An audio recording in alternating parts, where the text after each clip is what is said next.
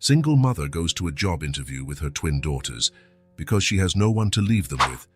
As they enter the mansion, one of the girls looks at the billionaire and asks, "Are you going to be our dad?"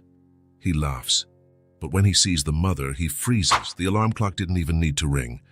Claire Wells was already awake when the first rays of morning light slipped through the thin curtains.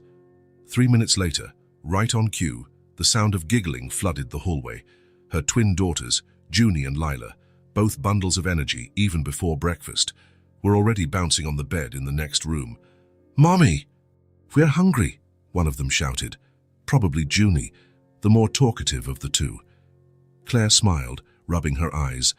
Her body begged for a few more hours of rest. But life didn't grant that luxury, especially not today, especially not with a job interview scheduled. The place they lived in was far too small for big dreams, but big enough for the hugs they shared. Late rent, peeling walls, a faucet that never stopped dripping. Claire sat on the bed and looked at her hands, calloused, with short nails and traces of dirt under the cuticles that never fully went away. The hands of someone who knew the weight of soil and tools. "I'm coming, my flowers." In the cramped kitchen, improvisation was the rule. She opened the fridge and found only a bit of milk and a few pieces of fruit. The pantry offered little else: oatmeal, cinnamon, a half-empty jar of honey. Claire sighed, but she refused to be discouraged. Not today. "Do you want oatmeal with cinnamon or oatmeal with banana?" The girls appeared at the kitchen door, barefoot in colorful pajamas, their dark hair in complete disarray. "Both," they answered in unison, laughing as if they'd just told the funniest joke in the world. Claire prepared breakfast while the girls drew pictures at the table, using colored pencils so worn down that some were just tiny stubs. Their drawings always revolved around the same theme: gardens, flowers, trees, plants that looked like they came from another world, born of the limitless imagination only children possess. "Are we going with you today?" asked Lila, who was quieter and more observant than her sister. "Yes, sweetie." Claire ran her hands under the faucet and tried to tame the girl's wild hair, a morning ritual. "Mommy has an important interview. A chance to take care of the garden at a big house. Can we help?" Junie grinned, revealing the gap where a baby tooth had fallen out. "You'll have to stay real quiet, remember? Like we agreed?" They nodded with such earnestness that Claire almost laughed. But she knew that promise wouldn't last long. Children have way too much energy to remain silent for long. After breakfast came the usual rush: simple but clean clothes, hair pulled back, improvised backpacks with snacks and some paper for drawing. Claire chose her best outfit, a light blue blouse and jeans that, though worn at the knees, still looked decent. No makeup, just a bit of pale lipstick. She looked at herself in the cracked bathroom mirror and saw the fatigue of 3 years doing temporary jobs, tending other people's gardens, struggling to give her daughters what they deserved. The bus was late, as always. The three of them waited at the bus stop, Claire carrying a plastic folder with her few certificates and references. The sun was already growing warm when they finally boarded. The girls sat together, sharing the window, while Claire stood, holding onto a metal bar. New city, life rebuilt. Claire had moved here just 6 months ago, after her last steady job ended when the family she worked for moved abroad.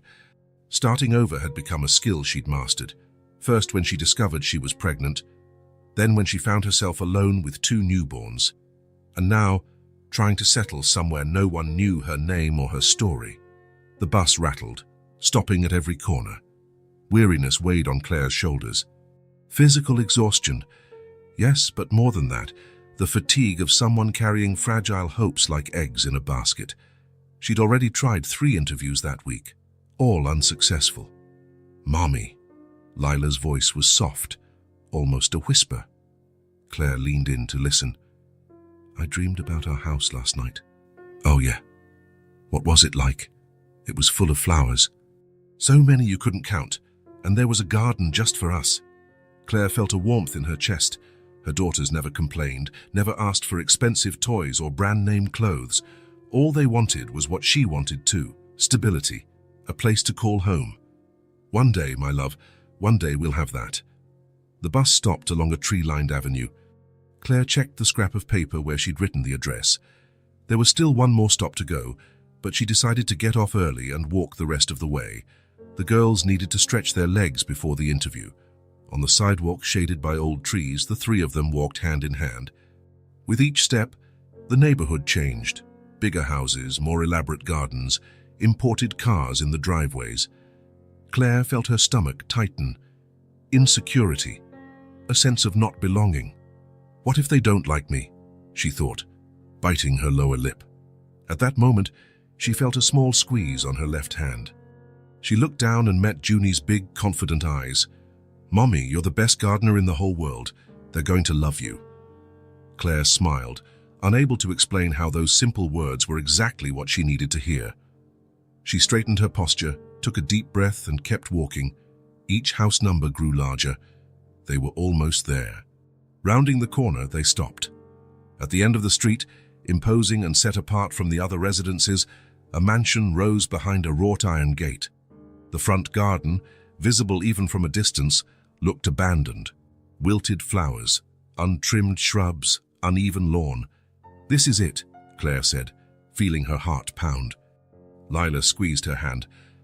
"The flowers are sad, Mommy." Claire bent down to their eye level. "Then we'll make them smile again, okay?" The two girls nodded, their faces glowing with that children's confidence that everything is possible. Claire straightened up, tucked the folder under her arm, and took the first step toward the gate. It was just a job interview, but it felt like she was stepping into something bigger, something that would change their lives forever. The iron gate creaked as Claire pushed it open. It felt almost too heavy for her hands, as if testing her determination before even letting her in. For a rare moment, the girls were silent, staring wide-eyed at the mansion. "Is it a castle, Mommy?" Lila whispered, clutching Claire's hand. The mansion, built in Victorian style, dominated the view with its turrets, stained glass windows, and a marble staircase leading to the main entrance. The garden, however, contrasted with the elegance of the structure. It was neglected, with shapeless beds and plants in desperate need of care. "No, sweetheart, it's just a very big house," Claire said, trying to sound confident as they walked up the stone path.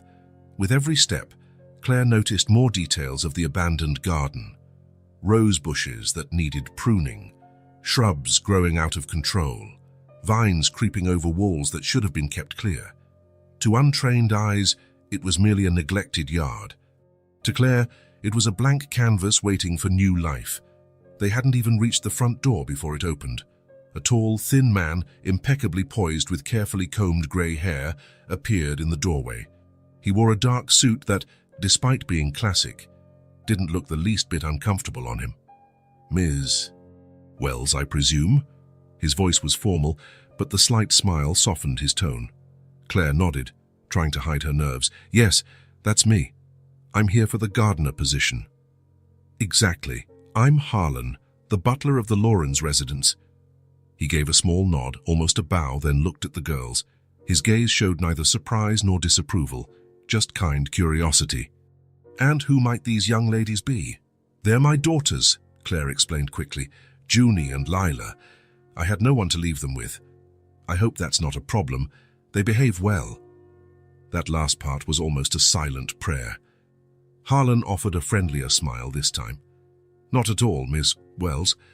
Mr. Lawrence appreciates honesty. Please, come in." Inside, the mansion was even more impressive. A large entrance hall with polished hardwood floors that reflected the natural light from tall windows, gilded framed paintings decorated the walls, and a crystal chandelier hung from the high ceiling. The girls looked up in wonder, nearly tripping as they walked. Claire held tightly to their hands, afraid they might touch something valuable. "This way, please." Harlan guided them down a wide corridor to a room with large windows overlooking the back of the property. "If you could wait here, I'll inform Mr. Lorenz you've arrived." When they were alone, Claire knelt down in front of the girls. "Remember what we talked about. Stay really quiet and don't touch anything, okay?" They both nodded solemnly. Claire smiled, knowing this vow of silence would be short-lived. She stood up and walked to the window, looking out at what might be her future workplace, if she was lucky. The backyard was huge, with a design that must once have been magnificent. She could see traces of a hedge maze, a central fountain that hadn't run in years, and flower beds practically begging for care. I could spend months here and still have work left to do, she thought, imagining how she would transform the space. Lost in thought, Claire didn't immediately notice that Junie was no longer at her side. When she did, she turned quickly and saw the girl had opened a side door leading to the garden. "Junie," she called in a low voice, trying not to yell. "Come back here now." Claire ran to the door, Lila close behind. Outside, she saw Junie walking resolutely toward a man who had his back to them, standing near an old oak tree in the center of the garden. Claire's heart pounded. She ran faster, but before she could reach her daughter, Junie had already approached the man. "Are you going to be our dad?"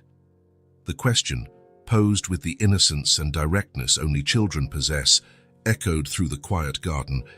Claire froze in horror a few feet away. The man turned slowly. Tall, broad-shouldered, dark hair with a slight wave, and intense green eyes that caught the sunlight. He wore casual clothes, clearly expensive, dark pants and a shirt with sleeves rolled to his elbows, revealing strong forearms. A moment of confusion crossed his face as he looked at Junie. Then, slowly, his gaze lifted to Claire. It felt like the world stopped spinning. Sarton Hale Lawrence, 10 years older. A few new lines around his eyes, but unmistakably him. The same man Claire had loved with a fire that burned any chance of a normal future. The same man she had run from, without explanations or goodbyes. Claire. It wasn't a question. It was barely more than a sigh. As though he had kept her name inside for all this time, waiting for the right moment to release it. Claire couldn't breathe. The memories came in waves. Their first meeting in Botany College, talking until dawn, fierce arguments followed by even fiercer reconciliations. The last night together when she decided they couldn't keep destroying each other. Sutton. Her voice was steadier than she expected. Junie looked from one to the other, confused by the sudden tension in the air. Lila joined her and took her sister's hand, as if sensing something important was happening. "You know him, Mommy?" Junie asked innocently. Claire swallowed. "Yes, honey. We knew each other a long time ago." Sutton still hadn't moved. His eyes roamed over Claire as if trying to determine whether she was real or just an apparition. Then, slowly, they traveled down to the girls. Claire saw the unspoken question in his gaze. "They're my daughters," she said quickly. "Junie and Lila." Something flickered across Sutton's face. Relief. Disappointment. It was impossible to tell. He crouched down to the girl's eye level. "Pleased to meet you, ladies. I'm Sutton Lorenz. This is my home." The girls looked at him curiously. Lila, always the most observant, studied his face as though searching for something familiar. "You have a really big garden," Lila noted, "but the flowers look sad." A slight smile appeared on Sutton's lips. "That's why your mum is here, to make them smile again." At that moment, Harlan appeared at the door.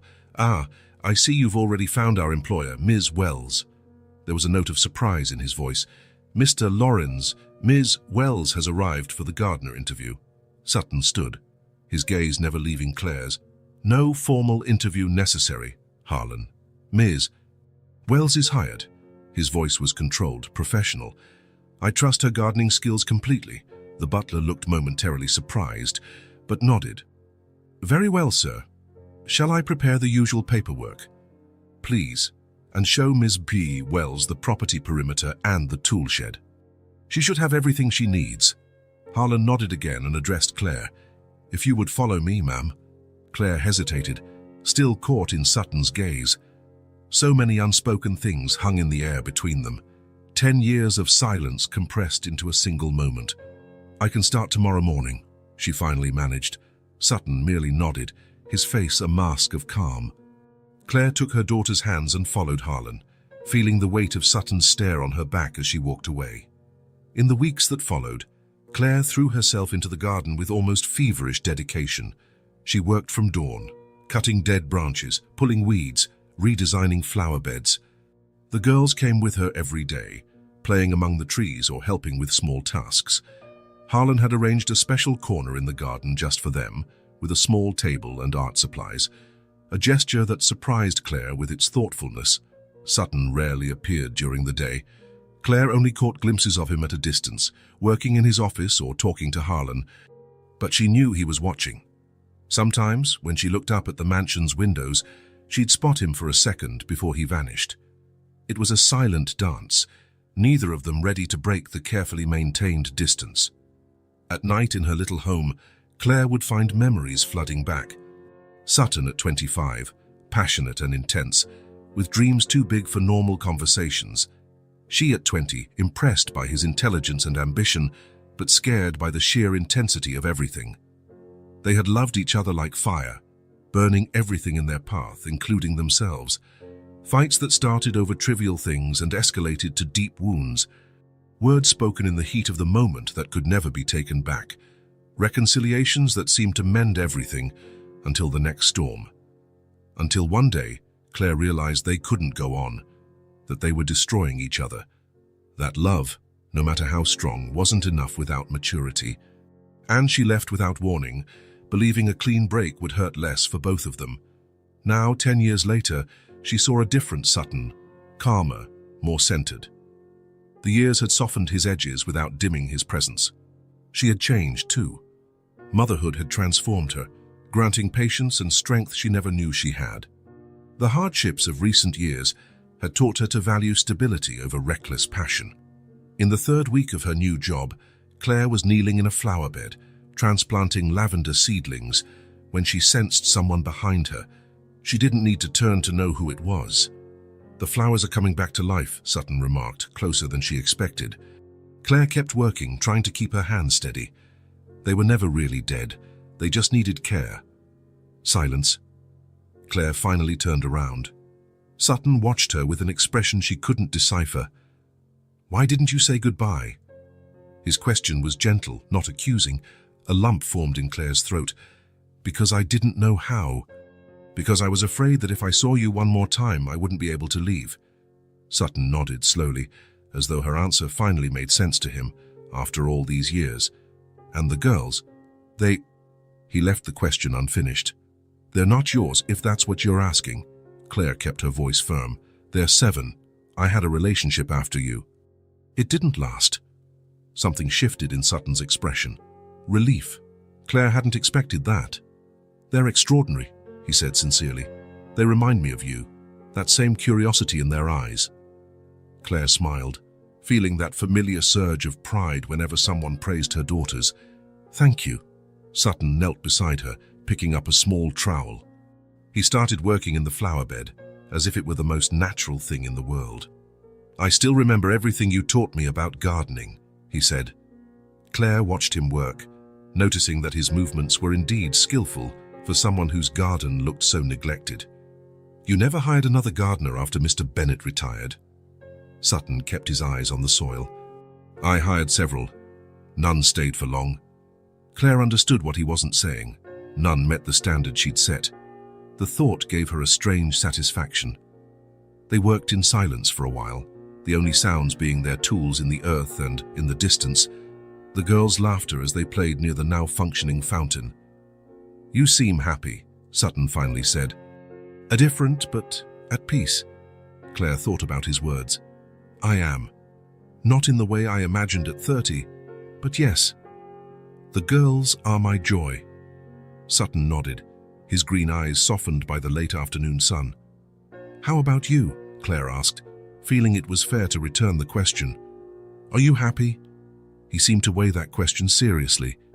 "I have everything I planned. The company is a success. The mansion I always wanted." He paused, gazing toward the horizon. "But happy? I'm still learning what that truly means." The sound of running footsteps cut their conversation short. Junie was racing toward them, Lila just behind, both clutching handfuls of wildflowers. "Mommy, Mr. Sutton!" "We made little bouquets for you." Claire and Sutton stood, accepting the flowers the girls offered with the solemnity one would grant a valuable gift. Claire felt a rush of emotion seeing Sutton bend down to thank them with genuine seriousness, as though the small bouquets were precious beyond measure. The girls soon dashed off to play again, leaving the adults alone once more. Sutton twirled the little bouquet in his fingers, looking at the simple flowers as if they held some secret. "Thank you for the work you're doing here," he said at last, glancing around the garden that was slowly reviving. It was time for this place to come back to life. Claire nodded, understanding he was talking about more than just the plants. "Sometimes, all we need is someone who cares enough to try." His eyes locked with hers for one intense moment, before he turned to head back inside. Claire watched him walk toward the house, his tall silhouette outlined by the afternoon sun, and felt something she hadn't allowed herself to feel in a long time: hope.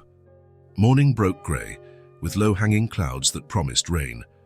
Claire arrived earlier than usual, hoping to get a head start on the east flower beds before the downpour.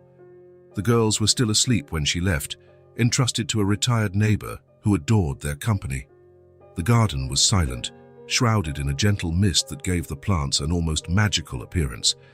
Claire took a deep breath, savoring the smell of damp earth and newly planted flowers. In just a few weeks, the place was already showing clear signs of recovery: organized beds, pruned rose bushes, the central fountain gurgling once more. She headed to the tool shed to gather what she needed. Upon opening the door, she nearly dropped the seed box she was carrying. Sutton was inside, seated on a wooden stool, as if waiting for her. "I'm sorry," he said, standing up. "I didn't mean to startle you." Claire composed herself, setting the box on the workbench. "It's all right. I just wasn't expecting anyone here this early." "I knew you'd come. You always arrive before sunrise on Wednesdays." The fact he'd noticed her work pattern surprised her. Claire picked up some tools, trying to seem busy. "Did you need anything? Harlan mentioned you might want to change the hedge maze design, but I haven't drawn up the sketches yet." "It's not about the garden," Sutton said softly. "It's about us." Claire froze, pruning shears halfway into her tool bag. "There is no us how Sutton. Not anymore." "I know." He ran a hand through his hair, a gesture Claire remembered so well. "But there are questions left unanswered for 10 years. Suddenly, the shed felt too small, the air heavy with memories and unspoken words. Claire set her tools aside and met his gaze. "What do you want to know? Why you left like that, without warning, without explanation? You just disappeared." The question hung in the air, laden with a decade's worth of pain. Claire knew she owed him an answer. She took a deep breath, sorting through the thoughts she had locked away. "Because we didn't know how to love each other without getting hurt," she finally said. "Every conversation turned into an argument. Every argument left scars. We were destroying each other. Sutton." He nodded slowly, eyes fixed on the dirt floor. "We were young, too intense. It wasn't just youth. It was pride, stubbornness. Neither of us knew how to yield." Claire leaned back against the workbench, feeling an old weariness creep up her spine. "I remember our last fight. You said I was suffocating your dreams. I said you never truly listened to me." "And we were both right," Sutton added, giving a sad smile. Silence settled between them, more comfortable than she'd have expected. Outside, the first raindrops began to tap on the shed's roof, creating a gentle background lullaby. "I looked for you," Sutton said after a moment. "For months. No one knew where you'd gone. I went west, worked at a plant nursery, then on a lavender farm." Claire felt her throat tighten. "I needed a fresh start. Away from anything that reminded me of us. And then you met the father of the girls." It wasn't a question, but Claire nodded. "Mark. He was a landscaper. We worked together for almost a year before getting involved." She glanced at her hands, marked by constant work in the soil. "When I found out I was pregnant, he was already leaving for another state. Said he wasn't ready to be a father." A flash of anger crossed Sutton's green eyes. "He left you before they were even born?" "Yes. I never heard from him again." Claire shrugged, an attempt at nonchalance that failed to hide the hurt. The girls never asked much about their dad. "I guess for them it's always just been the three of us." The rain picked up, drumming more insistently on the roof. Its sound formed a bubble around them, as if separating them from the rest of the world. "You were brave," Sutton said softly. "Raising 2 kids alone can't have been easy." "It wasn't. But they're the best thing that ever happened to me." A genuine smile lit Claire's face. "Everything was worth it." Sutton watched her with an expression she couldn't decipher, some mix of admiration and sorrow. "You know what's ironic?" he said. "All those fights about the future, about what we wanted, and in the end you got what you always dreamed of." "What do you mean?" "A family, children, a garden to care for." He gestured outside to the garden, now under renovation. "You always said you wanted to settle down, have kids, work with your hands in the earth. And I could only think about the next conquest, the next rung on the corporate ladder." Claire had never seen it that way. It was true, despite all the difficulties, her life now contained the essentials she had once wished for. "And you?" she asked. "Did you get what you wanted? The company, the success, the dream mansion?" "I got all that." Sutton paused, gazing out the open door at the falling rain. "But I discovered that a big house is just a big house when you're in it alone." The honesty in his voice caught Claire off guard. The Sutton she'd known years ago would never have admitted vulnerability so readily. "I'm not sure why the garden became so neglected," he went on. "Maybe no one cared enough, or maybe subconsciously I was waiting for you to come back and tend it." Claire didn't know how to respond. 10 years of distance, and still there was a part of him that could touch places in her she thought were closed forever. "We've both changed," she said finally. "For the better, I hope." The rain began to lessen, but neither made a move to leave. There was comfort in that simple shed, as if it were neutral ground where past and present could coexist without conflict. "The girls like you," Claire commented, breaking the silence, "especially Junie. She wonders why you don't come to the garden more often with us." A genuine smile broke across Sutton's face. "They're amazing, smart, curious. Lila showed me yesterday how she can identify different types of butterflies near the lantanas." "She's always been observant, ever since she was little." Sutton hesitated, choosing his next words carefully. "Claire, I don't want to complicate your life. I know there's a lot between us that can't just be forgotten, but I want you to know I'm glad you're here.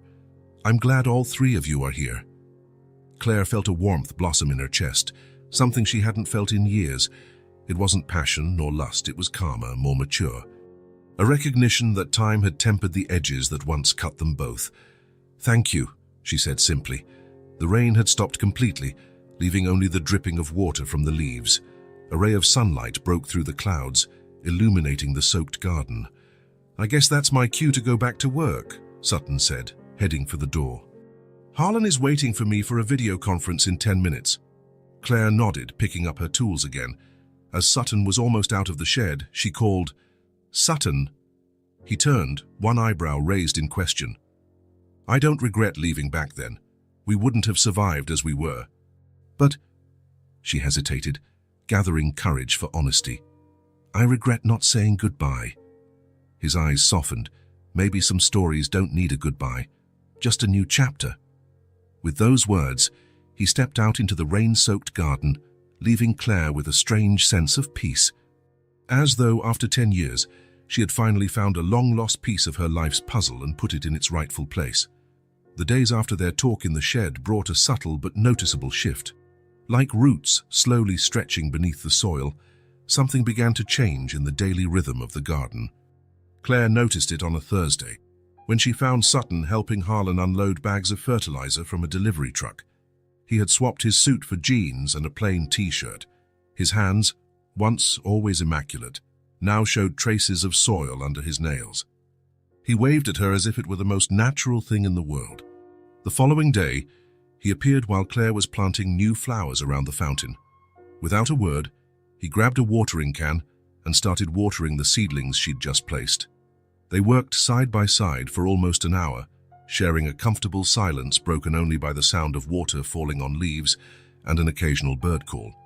"The girls asked if they can plant sunflowers," he finally said, breaking the silence. "I told them they'd have to talk to you first." Claire smiled. "They love sunflowers. They say they're happy flowers because they always face the sun. There's a perfect spot for them by the western wall. It gets morning sun all day."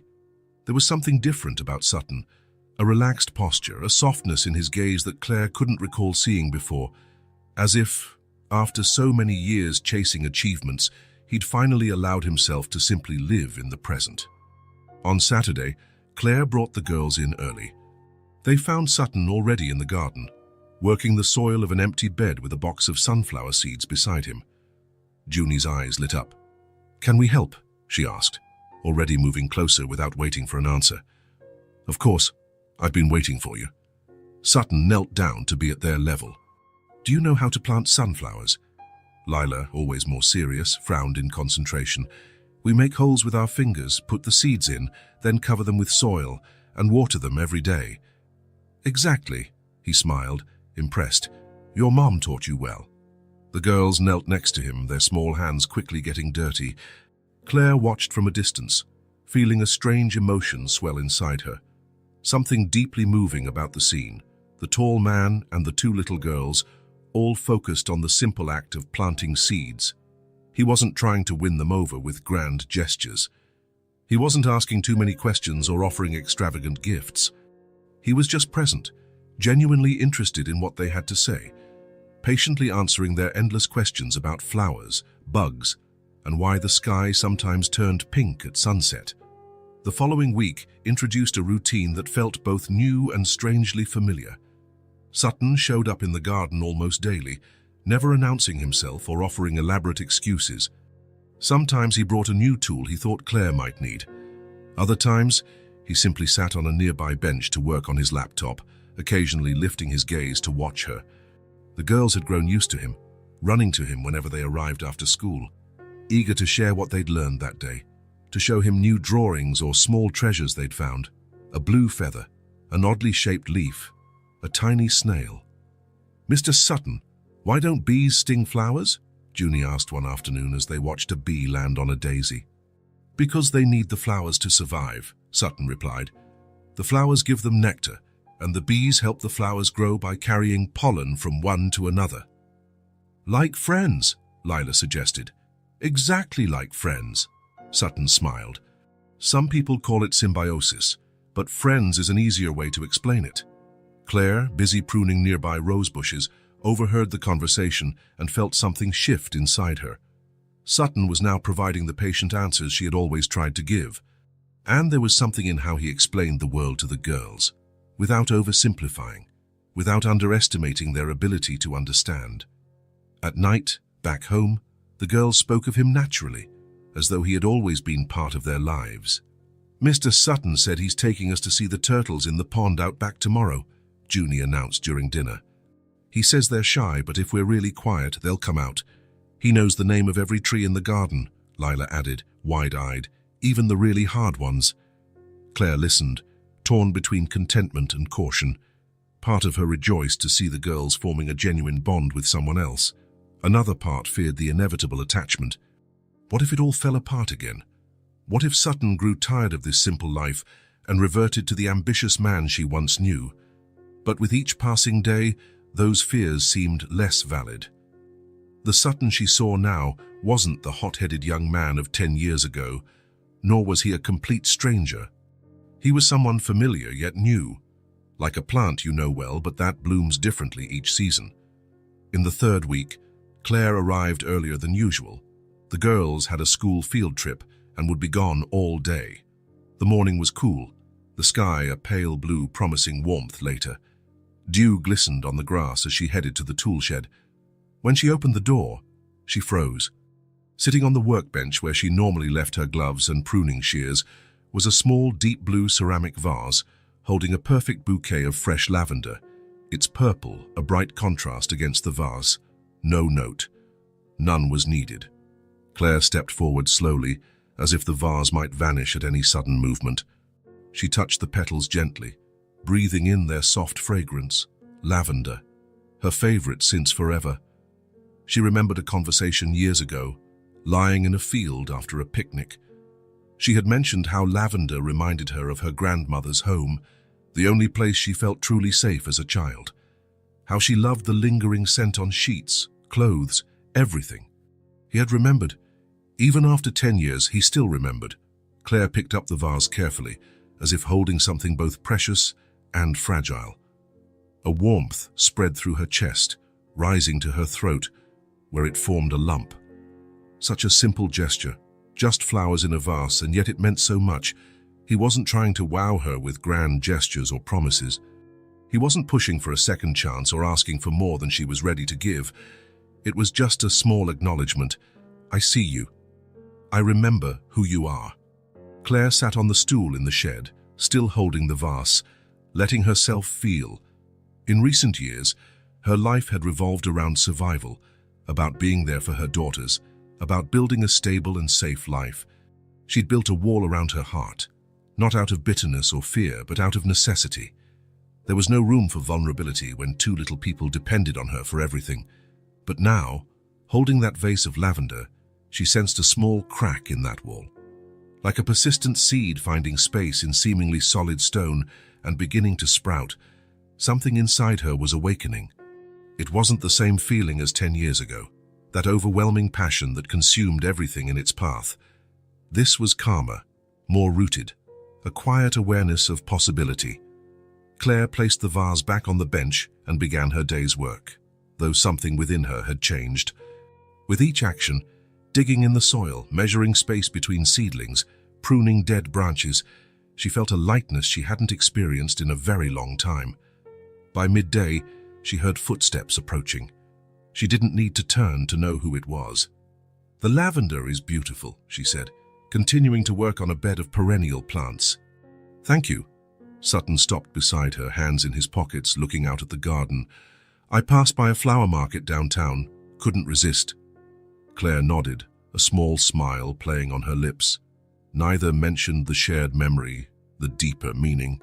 They didn't have to. "The girls aren't here today?" he asked, noticing the absence of the twins. "School trip to the aquarium. They'll be back late this afternoon." Sutton nodded, gazing up at the clear sky.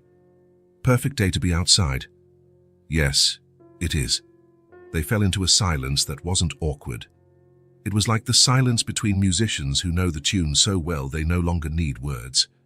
"I was thinking of having lunch on the terrace," Sutton said after a while. "Harlan prepared more food than I can eat alone. Would you join me?" Claire paused her work, finally looking at him. There was no pressure in his face, only a genuine invitation. She realized she no longer saw the ghost of the younger Sutton in him, just the man standing before her, with new lines on his face and a calm only years could bring. "I should wash my hands first," she said, removing her gardening gloves. His smile was gentle, just a small curve of his lips, but it reached his eyes. "I'll take that as a yes." Walking side by side to the house, Claire felt the warm sun on her shoulders and the scent of newly opened roses. She thought of the lavender in the shed, of her daughters who would soon return with stories of colorful fish, of the quiet man next to her. Perhaps, she thought, this is how things truly grow, not in dramatic bursts, but through small moments of care and attention, through comfortable silences and simple gestures, by recognizing that sometimes the strongest roots are the ones that take their time, finding their way through difficult ground, reaching for the light at their own pace. Summer wore on, turning the garden into a kaleidoscope of color. The seedlings Claire planted in her first weeks now bloomed in vibrant flowers, attracting butterflies and hummingbirds. The sunflowers the girls had planted already towered over them, their giant golden faces following the sun's daily path. A new routine settled in with an ease that sometimes startled Claire. In the morning, she worked alone in the garden, enjoying the quiet and the soft early light. In the afternoon, when the girls came from school, Sutton frequently appeared, almost as if he had an internal sensor telling him they had arrived. On a particularly warm day, Claire watched from a distance as Sutton showed the girls how to build a simple irrigation system for the strawberry patch they had adopted. He'd brought hollow bamboo sections and was explaining how water could flow from a higher level to a lower one. "It's like a little staircase for the water," he explained, kneeling to their level in the soil. "Water always wants to go down, so we use that to guide it where we need it." Junie, always impatient, shoved her hands into the dirt before he could finish the explanation. Lila, on the other hand, studied him carefully, absorbing every detail. "Will the strawberries grow faster now?" asked Lila, her big eyes locked on him. "Not exactly faster," Sutton replied, "but they'll be happier. Plants are like people, they need the right amount of water and sunshine, not too much, not too little." Claire smiled at his explanation. Sutton never spoke to the girls as though they couldn't grasp complex ideas. He treated their questions seriously, answering with honesty and patience. In recent days, the girls had started waiting for him. They asked about him when they arrived and seemed genuinely disappointed on the rare days he didn't show up. "Mommy, do you think Mr. Sutton will like the picture I drew for him?" Junie asked one morning, showing a brightly colored page supposedly depicting the garden. "I'm sure he'll love it, sweetheart. I drew all of us in the garden. Look, this is you, this is me, this is Lila, and this is Mr. Sutton." Claire studied the drawing, feeling a tightness in her chest. 4 stick figures holding hands, with huge smiles on their round faces. All around them, colorful flowers and a smiling sun. It was the image of a family. "It's very pretty," Claire said, hiding her emotion. Later that same day, Lila came home from school with a plant identification book she'd borrowed from the library. "Mr. Sutton said we can look up all the plants in the garden here," she explained seriously. "We're going to make a catalogue. He's going to teach me how to write the scientific names." Claire nodded, gently brushing Lila's dark hair. Lila had always been the more studious twin, fascinated by facts and names.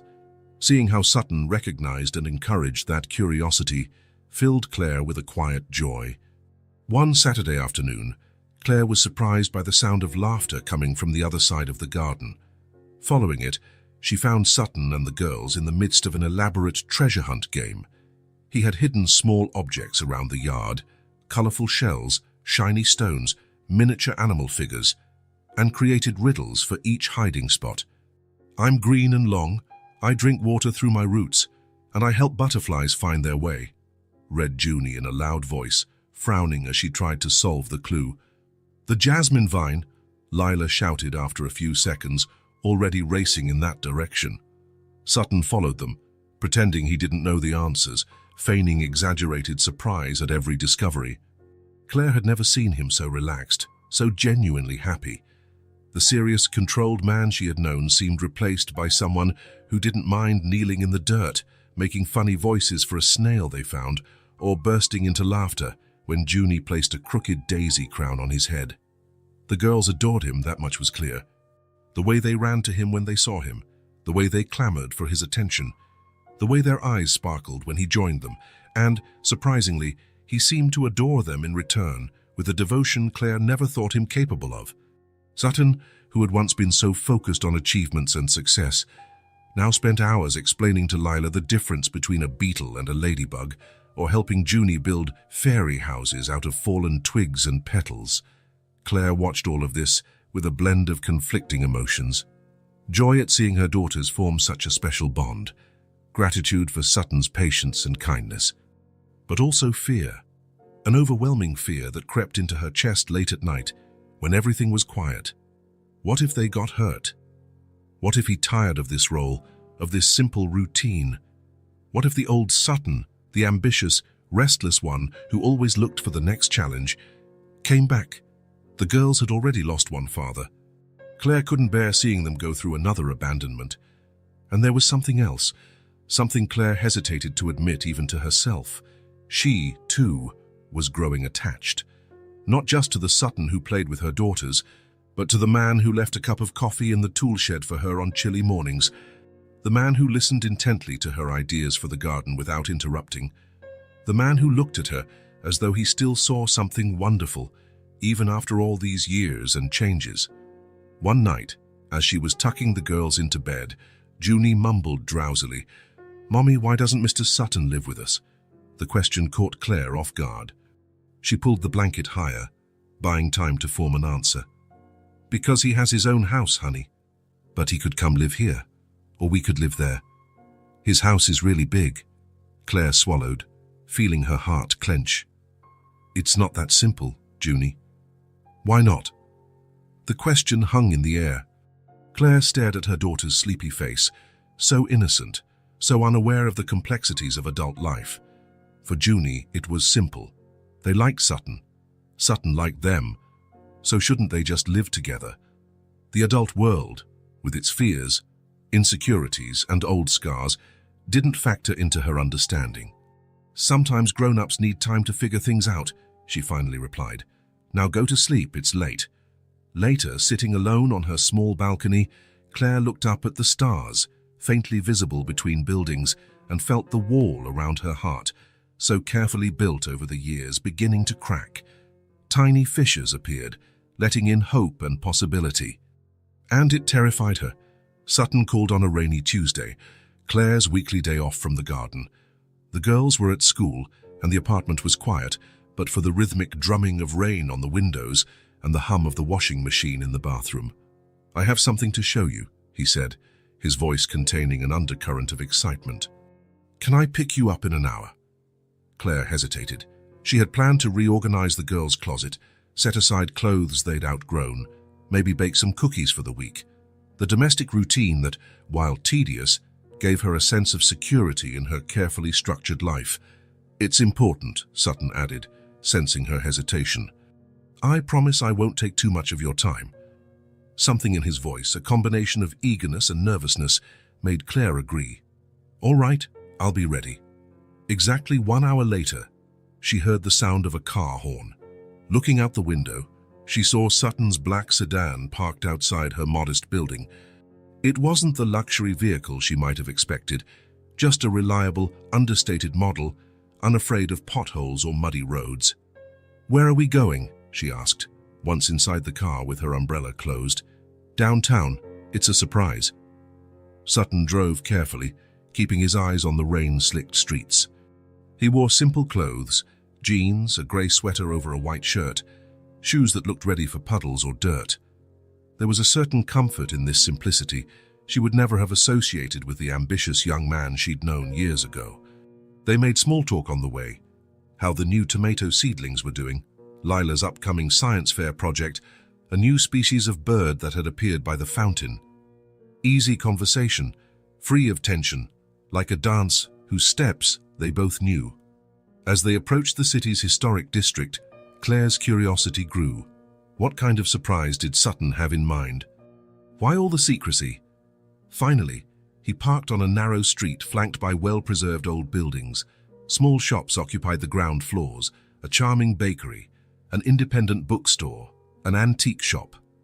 In the middle of the block, one storefront stood empty, a "For Rent" sign in its dusty window. "We're here," Sutton announced, turning off the engine. Claire looked out at the empty shop. It was small but well located, with large windows that would offer a good view of the bustling street if they weren't covered in old newspapers. A faded, dark green awning sheltered the entrance. "What is this place?" she asked, as Sutton opened a large umbrella for both of them. "It was a shoe store for almost 50 years, he explained, leading her to the door.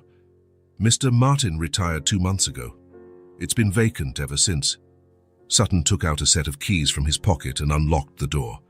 A little bell above the threshold tinkled, as if the place was still waiting for customers. Inside, the space was clean but empty, save for some shelves on the walls and a sturdy wooden counter at the back. The hardwood floor, though scratched in places, looked solid and well-maintained. A narrow staircase in one corner led to a mezzanine occupying half the upper level. "It's bigger than it looks from outside," Claire noted, slowly turning to take it all in. Even in the rain, natural light streamed through the front windows.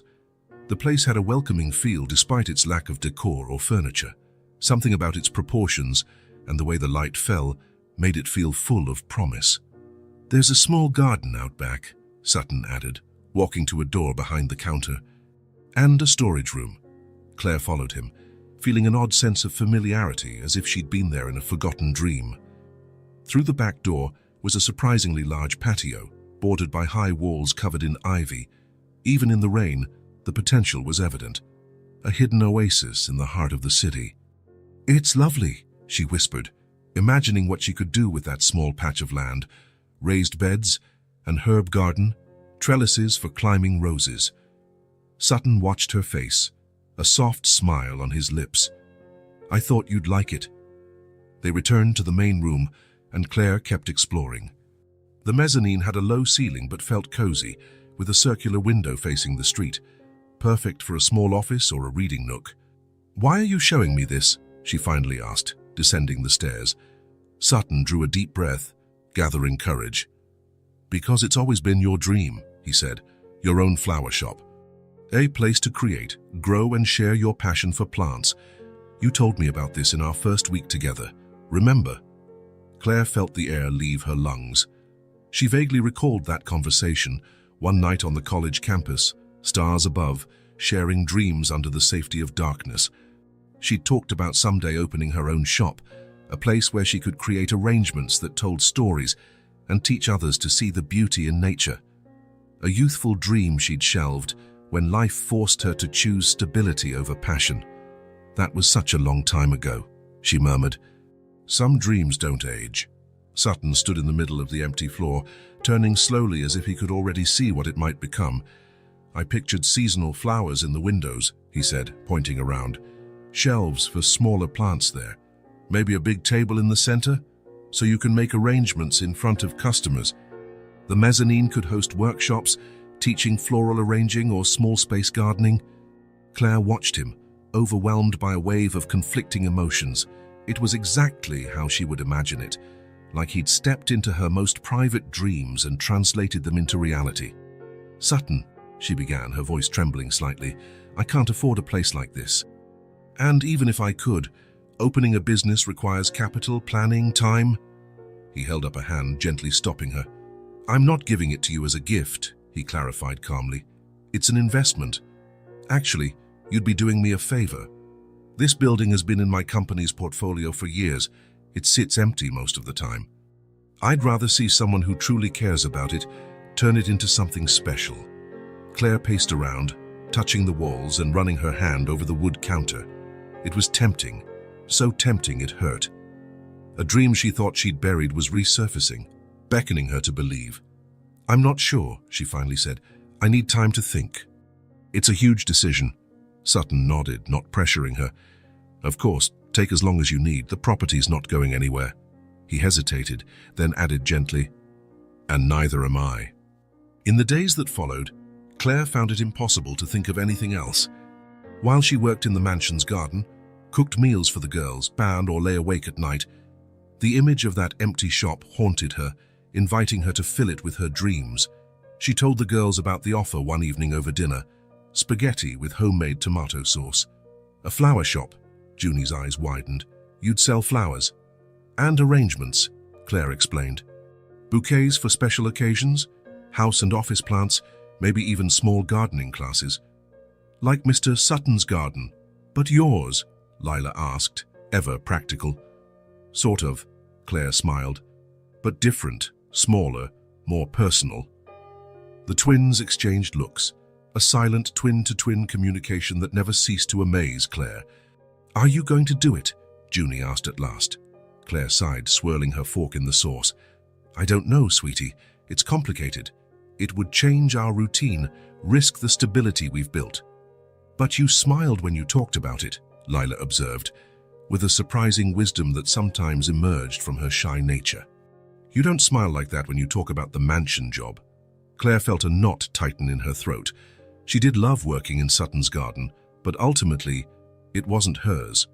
Despite all the freedom she had in making decisions, she was still an employee tending someone else's property. It's different, she tried to explain.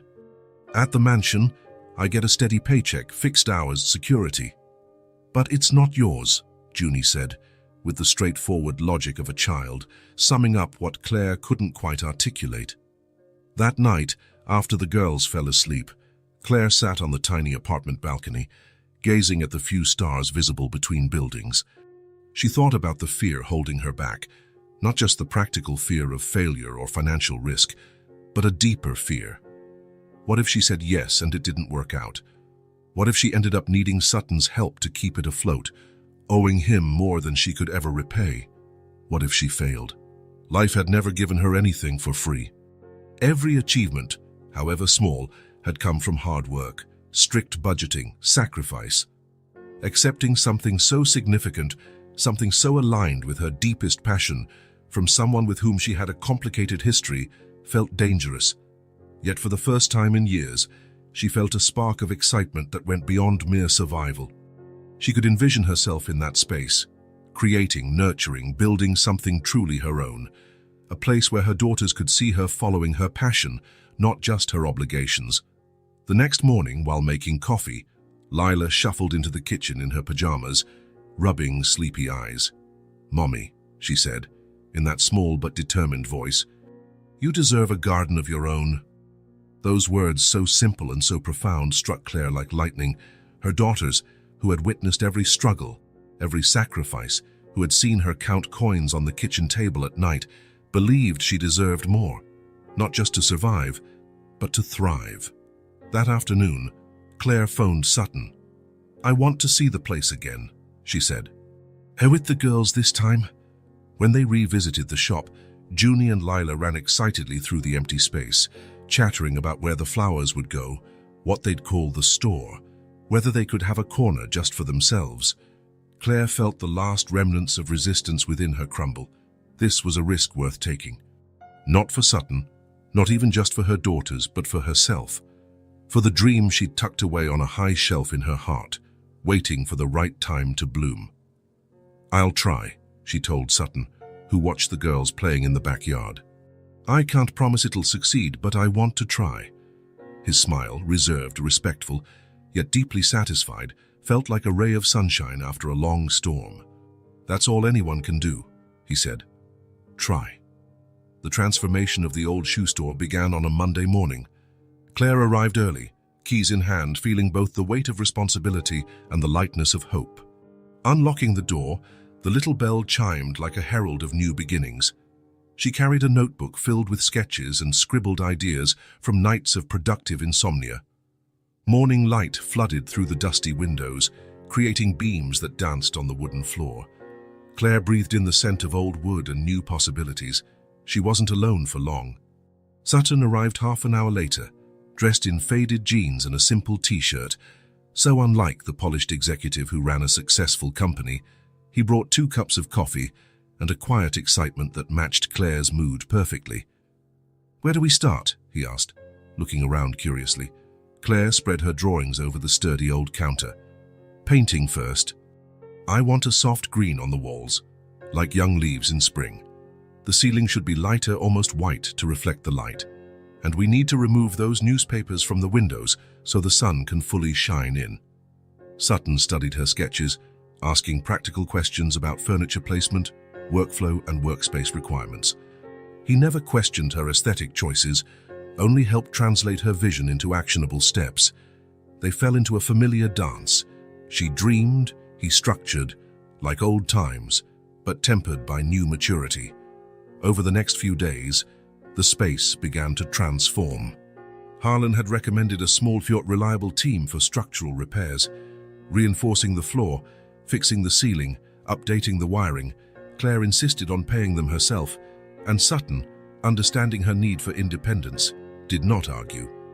Afternoons were reserved for the work they could manage on their own.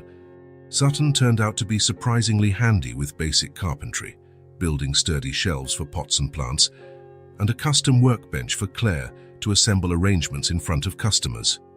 "Where'd you learn to do that?" Claire asked, admiring the neat finish on a newly built shelf. "My grandpa was a woodworker," Sutton replied, sanding the wood with skilled precision. "I spent a lot of summers in his workshop as a kid. Guess some of it stuck." This was a side of Sutton she'd never known, his family roots, the influences beyond his ambition and professional success. It amazed her how 2 people could spend so much time together, yet still keep so many secrets. What other layers were left to discover now that time had softened the edges of their past? On weekends, the girls joined in. With the bold creativity of children, they attacked the newly painted walls with colorful murals, fantastical flowers, butterflies the size of dinner plates, fairies hidden among giant leaves. Claire had set aside a special corner for their art, near the area designated for kids' products and plants. Junie, unable to contain her excitement, chattered constantly as she painted, "I'm gonna help after school every day. I can make little bouquets, I know I can. And I'll take care of the baby plants. We can name them, right? Each one deserves a name." Lila, more methodical, had already created a color-coding system for different types of plants, explaining patiently to Sutton, "Green for shade plants, yellow for sun lovers, blue for thirsty ones. That way no one gets confused." Mommy's gonna need help keeping track of all this. Sutton's laughter echoed through the space, an increasingly common sound, as if the simple joy the girls radiated had rubbed off on him. Your mom doesn't need help remembering plants, he teased, winking at Claire over Lila's head. She could write a book about every flower out there. Claire felt her cheeks heat up with something that had nothing to do with physical effort. It was a compliment, yes, but more than that, an acknowledgement. He truly saw her, recognized her passion and expertise. One particularly productive afternoon, Claire was organizing the small office space in the mezzanine. She came downstairs to find Sutton and the girls on the shop floor, surrounded by dozens of plain terracotta pots. Armed with paints, they were transforming these simple containers into colorful works of art. Some with precise geometric patterns, Sutton's meticulous style, others with chaotic bursts of color, Junie's style, and some with delicate flowers painstakingly painted, Lila's style. For the first plants, Sutton said when he noticed Claire watching. I figured customized pots would be a nice touch. Claire felt a rush of warmth seeing the three of them together, engrossed in a task simple yet deeply meaningful.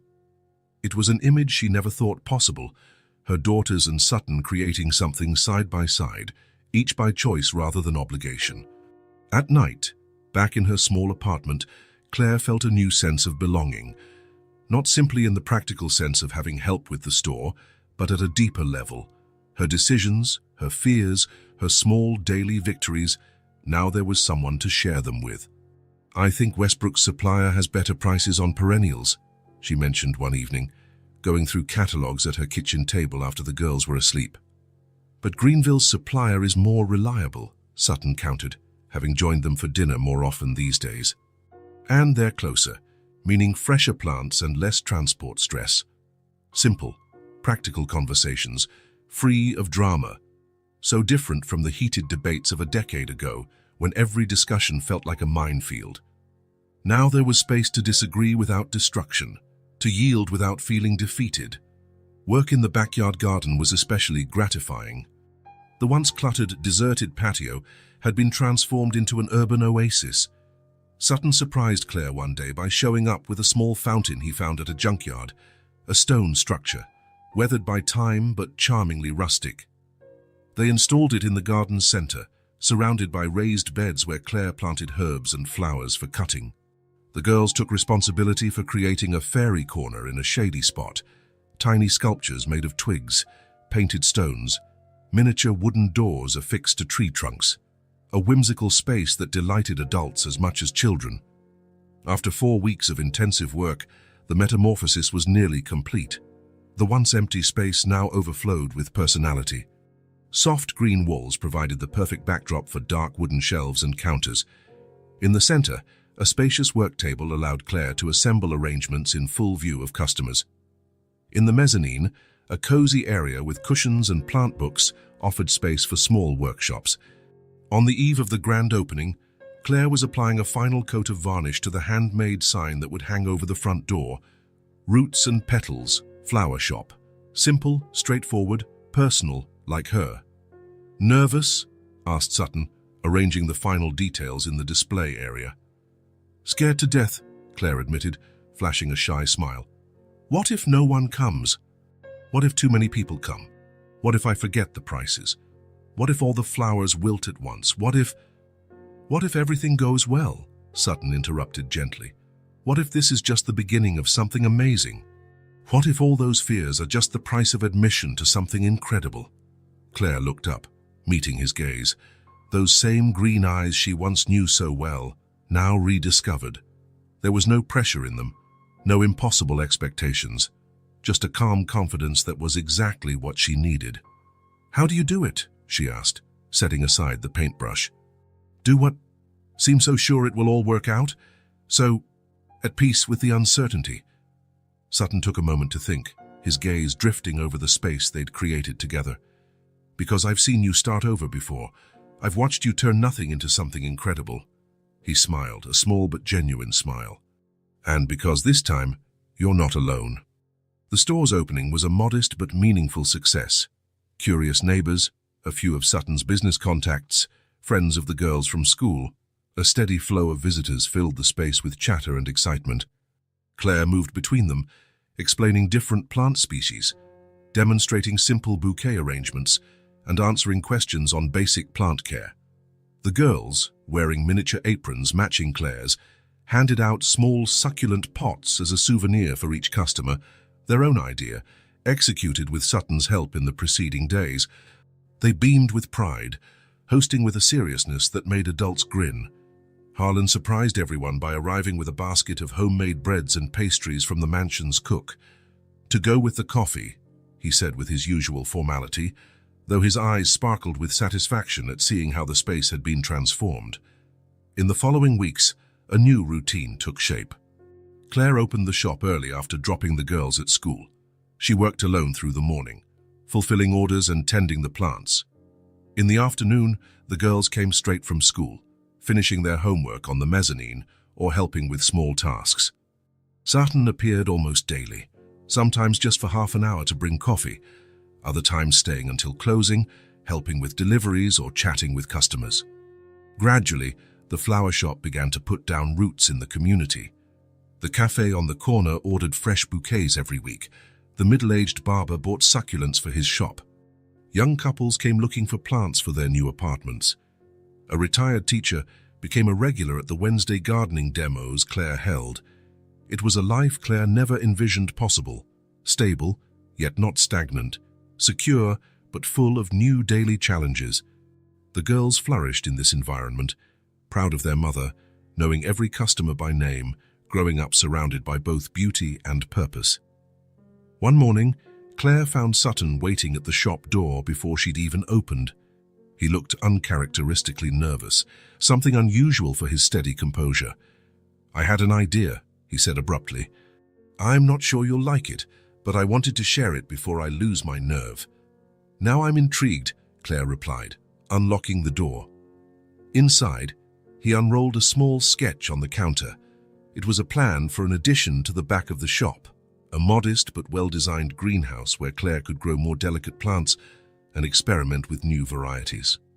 "I know the garden space is small," he explained, "but if we use part of that unused storage area and expand a bit, it might work." Claire studied the drawing, feeling both excitement and hesitation. It was perfect, exactly what she'd envisioned for a future phase of the business, but it also implied another measure of dependence, another debt she might owe Sutton. Sensing her thoughts, he quickly added, "It would be an investment from the flower shop itself, not from me.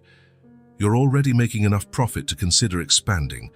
I just wanted to help with the planning." Claire looked up from the sketch, meeting his gaze. It was true, the shop was doing surprisingly well. More importantly, it was hers, really hers. And expanding with her own resources was a real possibility. "Thank you," she said sincerely. "I'll think about it, really think." His smile said everything she needed to know. On a quiet Tuesday afternoon, nearly 2 months after the grand opening, Claire was alone in the shop. The girls were on a class trip with an overnight stay, and the silence felt like a sweet, well-deserved rest. She was experimenting with new flower arrangements, mixing unconventional elements with classic blooms. The chime above the door pulled her from her thoughts. Without looking up from a branch of eucalyptus she was arranging, she called, "Good afternoon." "I'll be right with you." "Take your time," replied a male voice. Something about the tone, the cadence, made Claire freeze. Slowly, she lifted her gaze. A man in his mid-30s, tall, with short brown hair and light-colored eyes, stood near the entrance. He wore jeans, a plaid shirt, and a light jacket. He looked older, more solid, with a neatly trimmed beard he didn't have before, but there was no doubt. Mark, the father of her daughters. Claire felt the blood drain from her face, her hands suddenly cold, her heart pounding so loudly it hurt. How did he find her? Why now, after all this time? "Claire," he said, taking a hesitant step closer. "I didn't know. I came to buy flowers for my mother. I saw the sign for roots and petals, never imagined." It seemed too big a coincidence to be real, yet here he was, as real as the blooms in her fingers, bringing back memories she had carefully buried. "Mark," she finally said, her voice steadier than she felt. "What are you doing in this town?" "I moved back 6 months ago. My mom is sick, cancer, late stage. I came to help with her treatment. the house. His voice caught. I never expected to find you here. Someone mentioned a new flower shop in town with amazing arrangements. I had no idea. He looked around, taking in the space, the flowers, the evidence of a life built without him. This place is yours. It's beautiful. I always knew you'd do something like this someday. Claire didn't respond, her hands continuing to arrange stems on autopilot. Anything to stay anchored. I'm sorry to show up out of the blue, he continued, when she still didn't speak. If you want me to leave, I will. I can come back another time, when you're ready. Or never, if you prefer. There was a maturity in his tone that hadn't existed before, a willingness to accept rejection that the Mark she'd known would never have shown. Just then, his gaze fell on the framed photos on the counter. Claire with the girls on opening day, the three of them beaming in front of the shop. The twins had grown so much since they were newborns, yet they still had his eyes, his face, shape. Mark froze, as if physically struck. His complexion paled noticeably. They're, he faltered, they're my daughters. The question hung in the air, heavy with a decade of absence. Claire felt a surge of fierce protectiveness. They're my daughters, she corrected, her voice low but firm. Junie and Lila. They're 7 years old. Mark swallowed hard, visibly shaken. His eyes never left the photo. They're beautiful. A pause, a shaky breath. They look like you, the smiles. And like you, Claire admitted grudgingly. The eyes, the face shape. A dense silence settled between them. How do you speak to the man who gave you twin daughters and then vanished? What words could fill a 7-year void? Claire, he finally said, almost in a whisper, I know I have no right. I know I made the wrong choice. The worst choice possible, but... He took a deep breath like a man summoning courage. Could I meet them? She felt something crack inside her. Anger, confusion, fear, swirling in a vortex that threatened to swallow her. Why? Why now? Because I've changed, he said simply. I'm not that scared kid running away from responsibility anymore. I spent years trying to find you both, but you disappeared completely. When my mum got sick and I came home to help, I never imagined I'd get this chance. Mark took a step back, as though sensing he was intruding on her space, physically and emotionally. I started therapy 4 years ago. I'm learning to face my choices, not run from them. I worked hard to become someone worthy, someone who could look them in the eyes without shame if I ever got this chance. His eyes met hers, filled with a sincerity Claire couldn't decide was genuine or crafted. I'm not asking to be their father. I don't deserve that. I just want the chance to know them, to apologize, to maybe be part of their life, even if it's from a distance. Whatever they deserve, whatever you allow. Claire took a shaky breath, trying to calm the storm in her head. She thought of the girls, of their natural curiosity, the questions beginning to surface about a missing dad. She thought of Sutton, of the relationship he'd built with them, of the role he played in their lives. She thought of herself, of the walls she'd built and the doors she was slowly opening. I can't give you an answer right now, she said at last. I need time. I have to think about what's best for them. Mark nodded, accepting her boundary. I understand. Completely. He pulled out a business card and set it on the counter. My number, in case you decide to call. No pressure. He looked again at the photo of the girls, a look of regret and pain etched on his face. They look happy. You've done an amazing job, Claire, raising them, building all this alone. His voice cracked on the last word. I'm sorry I wasn't there to help, to see it. Please tell them, no, don't tell them anything.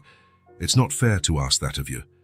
He chose a small pot of violets, my mum's favorites, paid, and walked to the door. Before leaving, he paused as if wanting to say more, but simply nodded and left. The door closed softly behind him, the chime echoing through the quiet shop. Claire stood there, the card burning in her closed fist, torn between the past she'd tried to leave behind and the new life she was painstakingly creating, just when everything was finally falling into place. When Sutton had become a constant, reliable presence, when the girls finally had stability and security, when her own heart was beginning to believe again in possibilities. Claire slipped the card into the drawer beneath the cash register. She wouldn't throw it out, nor would she rush any decision. She would take her time, consider carefully, and always put the girls first, like she always did. She looked around the shop she'd built from nothing, at the thriving plants under her care, at the photographs capturing her new life. So many choices to make, so many paths. Yet for the first time in a long while, she felt not just the weight of her decisions, but also the strength to carry them. As evening fell over the little flower shop, Claire watched through the window as lights flickered on in nearby stores, people hurrying home, the city winding down. A regular life, an everyday life, once all she had wanted. Now, with Mark's unexpected return, she stood on the threshold of a new phase, one that would require balancing past and present, protecting what she'd built while making room for new possibilities. It was terrifying, yet she felt an odd calm knowing that this time she wouldn't face these decisions alone. Claire lightly touched the photo of the girls, their smiling faces catching the day's last golden light. Any choice she made would be for them, always for them. And maybe, just maybe, this time, she could do it for herself too. Night settled slowly over the small flower shop. Through the windows, Claire could see people heading home, streetlights flickering on.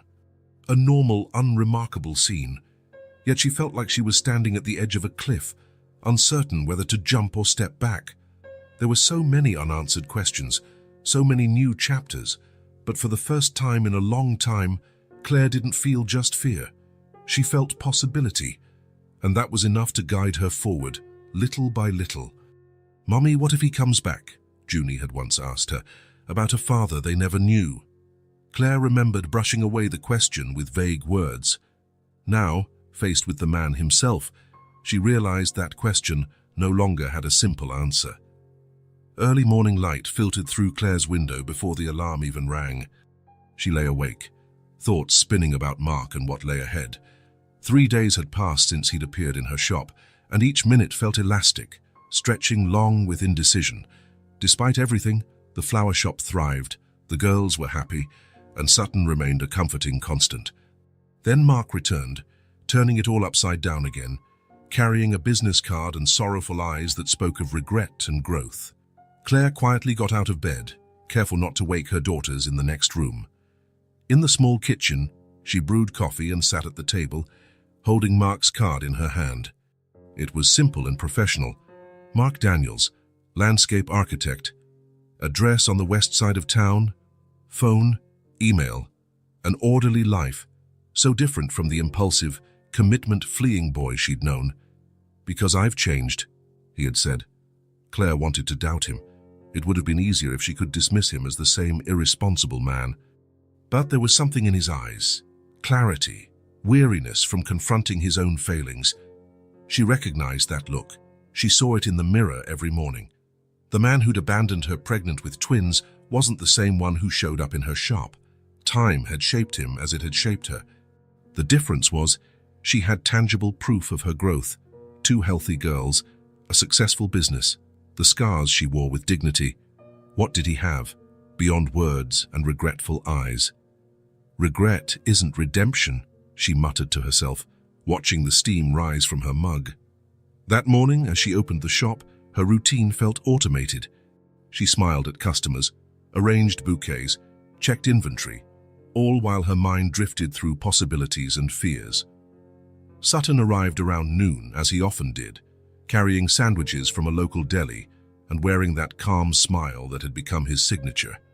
But his eyes held a question, an unspoken concern Claire couldn't hide.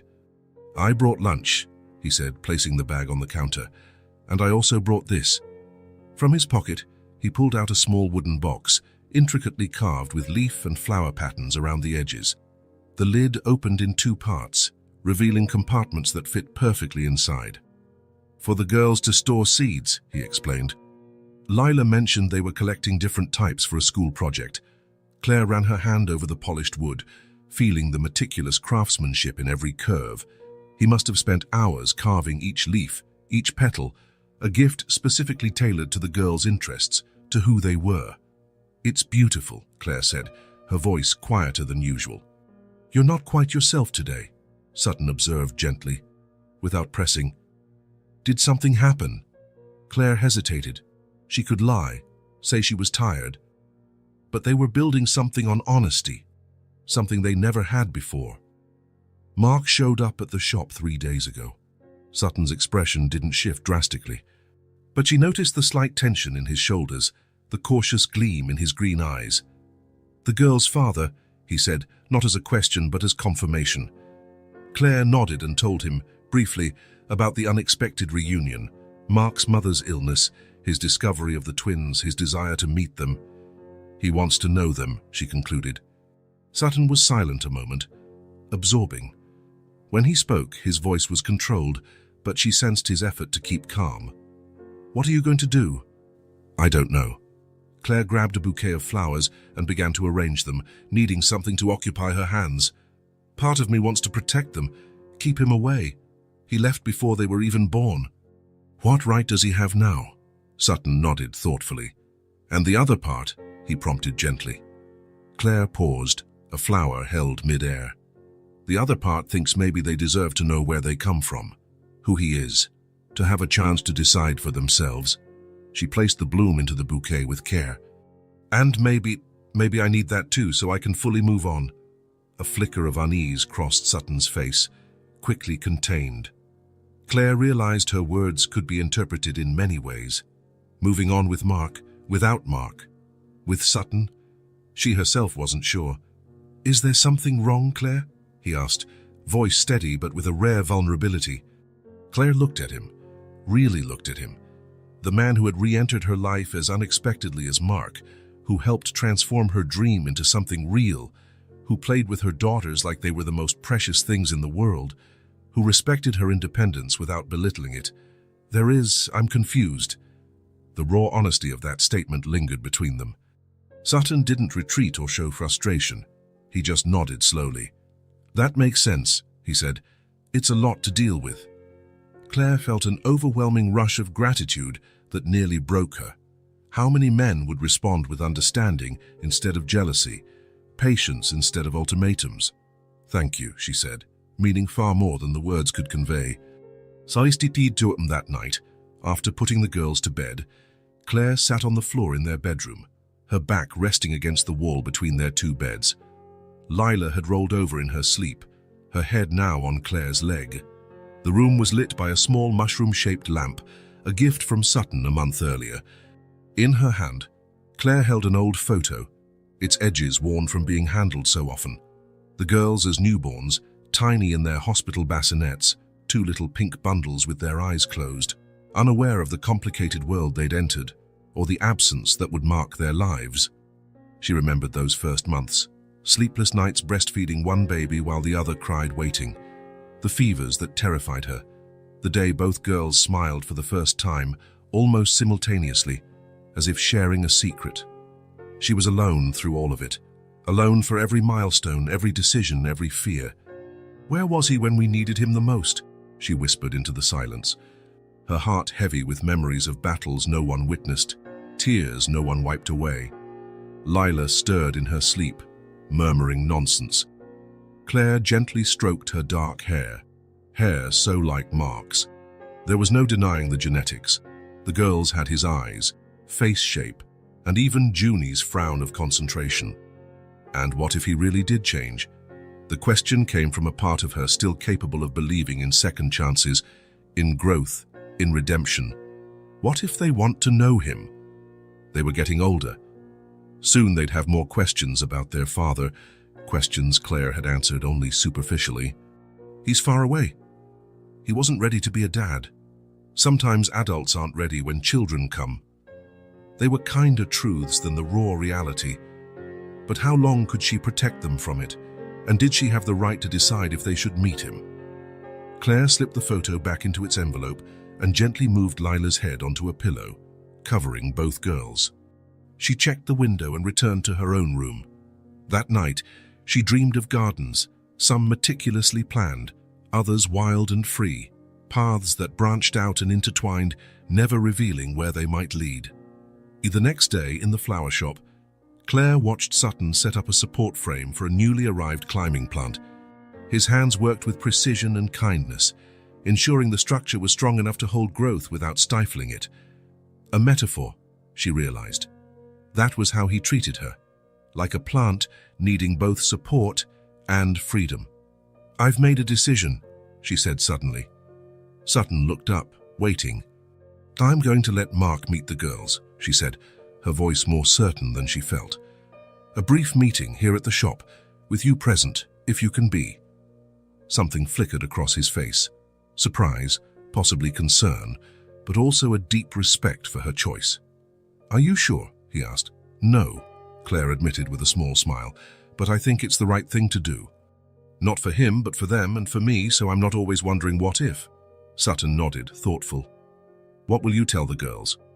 "That he's an old friend. For now. If things progress, I'll tell them the truth when the time is right." "When?" "Saturday afternoon. The shop is usually quieter. The girls will be here anyway." Sutton turned back to finish securing the plant, looking pensive. "I'll be here," he said simply. "If you want me." "I do," Claire answered without hesitation. "I need you here." Saturday arrived with a clear sky and a gentle breeze, the kind of perfect day that seemed made for pivotal moments. The twins were excited to meet Mommy's friend, not asking many questions beyond whether he liked plants too. Claire arranged a small seating area in the garden out back, some chairs, a low table with juice and cookies, hoping the casual setup would ease the tension. Sutton arrived early, bringing a board game he knew the girls loved. While they got engrossed in the colorful pieces, he approached Claire, who was anxiously straightening some cushions. "It's okay if you change your mind," he murmured. "At any point." Claire shook her head. "I need to do this, for all of us." Right on the dot of 3, the door chime rang. Claire's heart pounded. She exchanged a glance with Sutton, who nodded reassuringly and went to greet their visitor. Mark stood in the doorway, holding a small bouquet of wildflowers, not the typical florist's arrangement, but something clearly gathered in a field and tied with a simple ribbon. He wore dark pants and a pale blue shirt, hair neatly combed, looking nervous. "Hi," he said, voice slightly unsteady. "Hope I'm not late." "Perfect timing," Claire replied, trying to keep her tone even. "Come on through. We're in the back." He walked through the shop, openly admiring everything as they went. "You've created an amazing space," he said. "It's exactly what I pictured you'd do one day." They arrived at the backyard, where the twins lifted their eyes from the board game, curiosity lighting their faces. Sutton rose from his chair, remaining a bit off to the side, an ever-watchful presence. "Girls," Claire said, her voice softer than usual, "this is Mark, an old friend I haven't seen in a long time." Mark crouched down to the girls' level, still holding the wildflower bouquet. Claire saw the unspoken emotion in his eyes, but he kept himself in check. "Hello," he said gently. "I'm a friend of your mum's. May I know your names?" Junie glanced at Claire for confirmation.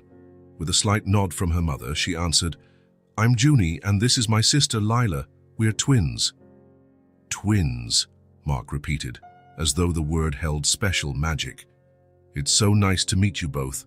To Claire's surprise, it was Lila, the quieter twin, who spoke next. "Do you like flowers? Mom has the prettiest ones in town." A genuine smile brightened Mark's face. "I like them a lot. In fact, I work with gardens, too." "Like Mr. Sutton?" Junie asked, pointing to where he stood. "Something like that," Mark said, glancing briefly at Sutton, the two men sharing a silent acknowledgement. Mark handed the small wildflower bouquet to the girls. "I picked these for you. They grow near my mother's house. Thought maybe you could identify them." The girls received the bouquet eagerly, immediately examining each bloom, racing to see who could name more varieties. The rest of the visit went more smoothly than Claire expected. Mark chatted with the girls about plants, school, and favorite books, safe, child-friendly topics. He didn't force closeness or ask personal questions. He kept a respectful distance from Claire's boundaries. The girls, in turn, were open and curious, not rejecting the stranger who carried their genes without their knowledge. A natural connection seemed to form, gently and without pretense. When it was time for Mark to leave, he thanked everyone calmly, without drama or rushing. He promised the girls he'd bring them a book about wildflowers on his next visit. "If your mom says it's okay," he added, glancing at Claire with respect for her authority. Claire walked him to the front of the shop, leaving Sutton and the girls in the garden. "Thank you," Mark said simply. "They're amazing. You've done an incredible job." "Yes, I have," Claire replied. No false humility. It was a hard-won truth. "Can I see them again?" Claire hesitated only a moment. "We can try baby steps, Mark." "It's all I can manage," he nodded, accepting her terms. "It's more than I deserve." After he left, Claire returned to the backyard. The girls were back at their board game, excitedly discussing the new friend and the flowers he'd brought.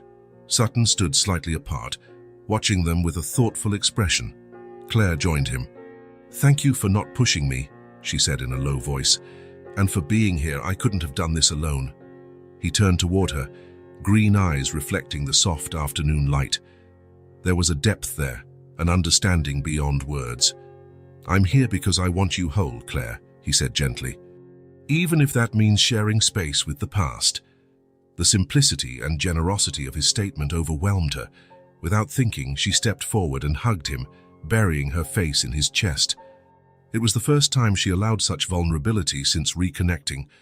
A hug that wasn't just a casual greeting, but a heartfelt gesture of gratitude, acknowledgement, maybe even a promise. Sutton returned the embrace gently, one hand on her back, the other lightly stroking her hair. He didn't speak, he didn't need to. His presence said all she needed in that moment. That she wasn't alone. That hard choices become lighter when shared. That there was room for past and present to coexist, as long as the future stayed open to possibilities yet unwritten. Summer gave way to fall with a slow, almost imperceptible transition. First just a few golden leaves amidst the green, then a morning chill, and finally a riot of color painting the city's trees. At the flower shop, Claire adjusted her arrangements to the new season. Warm-toned chrysanthemums, red berries, foliage in shades of bronze and gold that celebrated the beauty of change. Like nature, Claire's life went through its own subtle shifts and cycles of renewal. In the 3 weeks since Mark's first meeting with the girls, a new routine emerged, one Claire never imagined possible. Mark visited the girls twice a week, always at the flower shop, always for short, clearly defined periods.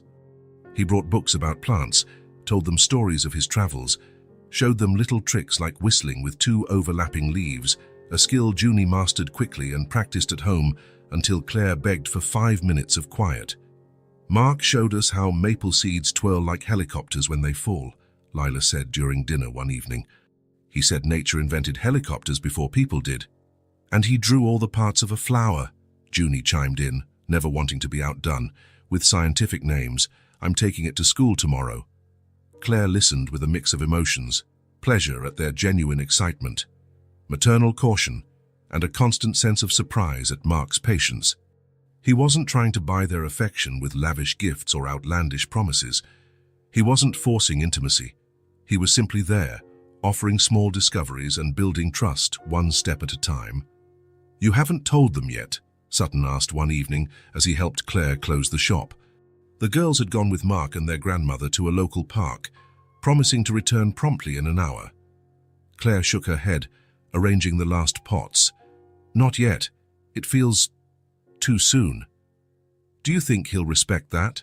Not telling them?" "Yes," Claire said, surprised at her own certainty. "He knows he has to earn that right.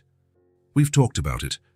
Sutton accepted her answer without further questioning, one of the qualities she admired most in him.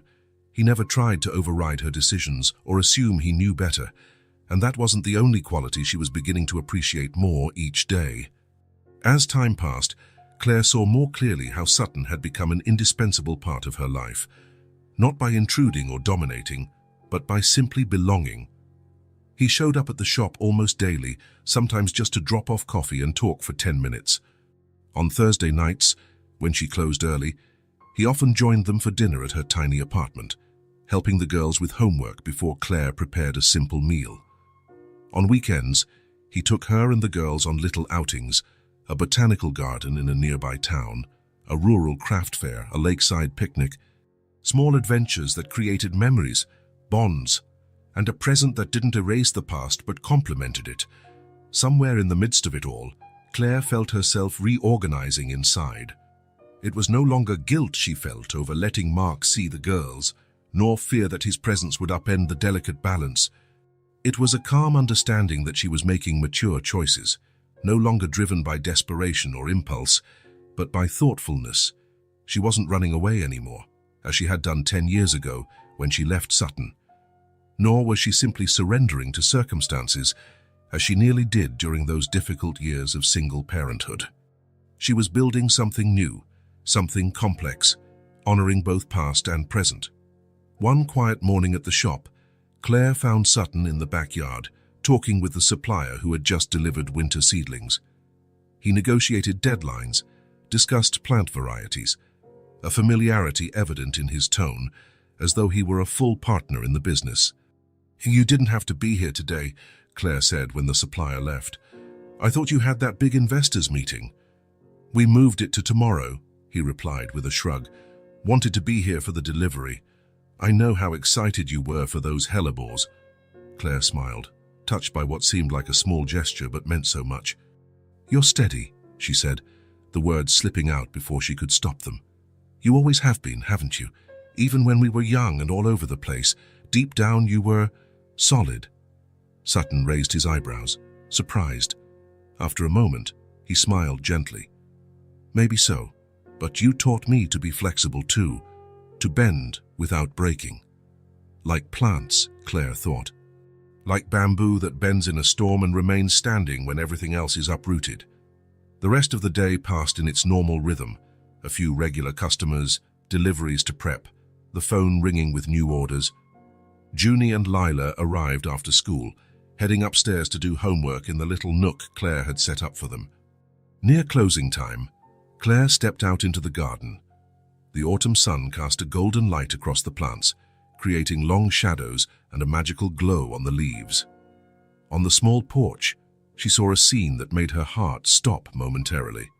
Sutton sat on the wooden bench with Junie asleep in his lap and Lila dozing on his shoulder. The twins, worn out after a busy day, had succumbed to sleep in his presence, the kind of instinctive trust children show only when they feel completely safe. What touched Claire most was the look on Sutton's face.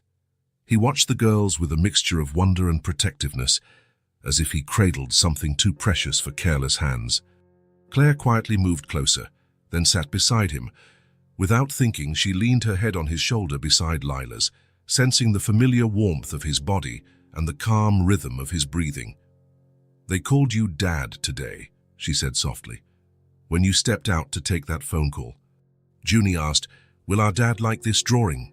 And Lila didn't correct her. Sutton remained still for a moment. When he finally spoke, his voice trembled with subdued emotion. "I heard, and I nearly lost it." Claire lifted her face to look into his. Those green eyes that once made her lose her footing, then made her flee and now offered her a safe harbor to simply exist. "You know," she said, voice filled with a new understanding, "we haven't built a family in the traditional way, but what we have here is so much more beautiful." He gently took her hand, squeezing with a tenderness that spoke louder than words. "It's real," he said simply, "and it happened at the right time." The girls slept peacefully. The sun lit the flowers in the entryway. A soft breeze carried the scent of autumn, not the smell of an ending, but of transformation. And for the first time in years, Claire felt complete. It was as though all the seasons of her life, springs of discovery, scorching summers, autumns of loss, and lonely winters, had been leading her here. There is a time to plant and a time to harvest, a time to leave and a time to stay, a time to protect and a time to open up. And finally, after so many detours and fresh starts, the time to simply blossom had arrived. If this story touched your heart, subscribe to the channel and turn on notifications so you don't miss the next ones. Leave a like because it helps this story get recommended to more people. See you in the next story.